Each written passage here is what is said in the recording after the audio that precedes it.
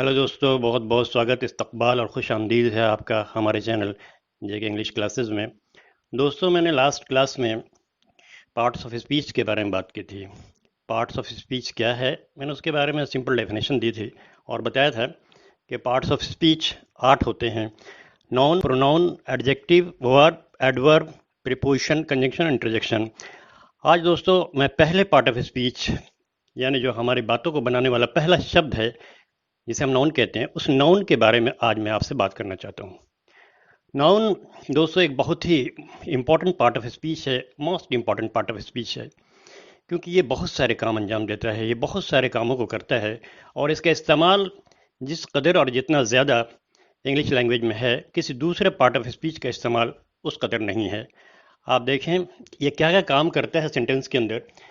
Non कभी subject बन जाता है, नॉन कभी ऑब्जेक्ट बन जाता है, नॉन कभी कंप्लीमेंट बन जाता है, नॉन कभी पॉसेसिव केस बन जाता है, नॉन कभी वोकेटिव केस बन जाता है, नॉन कभी केस इन अपोजिशन बन जाता है, नॉन कभी केस इन अपोजिशन बन जाता है और नॉन कभी नॉमिनेटिव एब्सोल्यूट बन जाता है। इस तरह से इसके 7 काम हैं, ये सेंटेंस के अंदर 7 कामों का अंजाम देता है। इसलिए ये बहुत ही most important part of speech है और इसके बारे में हमें बहुत अटेंटिवली पढ़ना चाहिए और समझने की कोशिश करना चाहिए, क्योंकि ये सेंटेंस में बार बार इस्तेमाल होता है। जब हम इसके बारे में पूरी पकड़ रखते हैं, पूरा ग्रिप रखते हैं, तो हमें बात समझ में आती है कि कौन सा पार्ट ऑफ स्पीच है और किस तरह इस्तेमाल हो रहा है, किस मतलब से ये इस्तेमाल हो रहा है। तो ये हमें जानकारी रखना बहुत ज़रूरी है। दोस्तों, नाउन एक नाम बताने वाला शब्द है और इसीलिए इसे नेमिंग वर्ड भी कहते हैं। बहुत सारे नाउन्स दोस्तों देखने में तो सिंगुलर मालूम होते हैं, लेकिन ये सिंगुलर नहीं, प्लूरल होते हैं। उसी तरह बहुत से नाउन्स देखने में प्लूरल मालूम होते हैं, लेकिन हकीकत में ये प्लूरल नहीं, सिंगुलर होते हैं। कुछ नाउन्स तो सिंगुलर और प्लूरल दोनों ही हालतों में एक ही रूप रखते हैं। दोस्तों, इसीलिए नाउन के बारे में जानकारी रखना बहुत ज़्यादा ज़रूरी है, बहुत अच्छी तरह से इसे समझना चाहिए।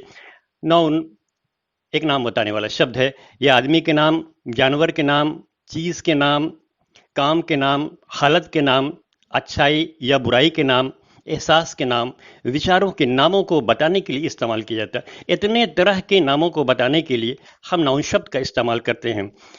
दोस्तों, जब ये इतने नाउन्स हैं, इतने नाम्स हैं, इतने नाम हैं, इतने नामों में हमें कैसे समझ में आएगा कि ये नाम किस चीज़ को बता रहा है। जो नाम हमें आंखों से नजर आ रहे हैं, जैसे आदमी का नाम या फिर चीज़ का नाम या फिर जगह के नाम, इन सबों को हम देख सकते हैं।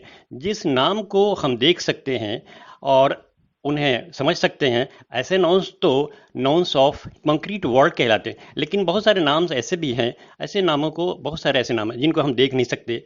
जैसे जिन नामों को हम देख नहीं सकते, जैसे मिसाल के तौर पर नींद है, खुशी है, गम है, ये सारे बहुत सारे नाउन्स ऐसे हैं जिनको हम देख नहीं सकते। जिन नामों को हम देख नहीं सकते उन्हें नाउन्स ऑफ एब्स्ट्रैक्ट वर्ड कहते हैं।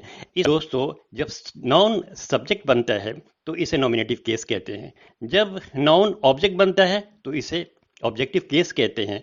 जब नाउन इनकम्प्लीट वर्ब के बाद इस्तेमाल होता है तो इसे हम कंप्लीमेंट कहते हैं। और जब एक नॉन दूसरे नॉन के ऊपर अपना पोजीशन, अपना अधिकार, अपना कब्जा और अपना लगाव, अपना संबंध, अपना रिलेशनशिप, अपना ऑनरशिप दिखाता है तो इसे और दोस्तों, जब नाउन को संबोधित किया जाता है, बुलाया जाता है, पुकारा जाता है सेंटेंस के अंदर, तो ये वोकेटिव केस कहलाता है।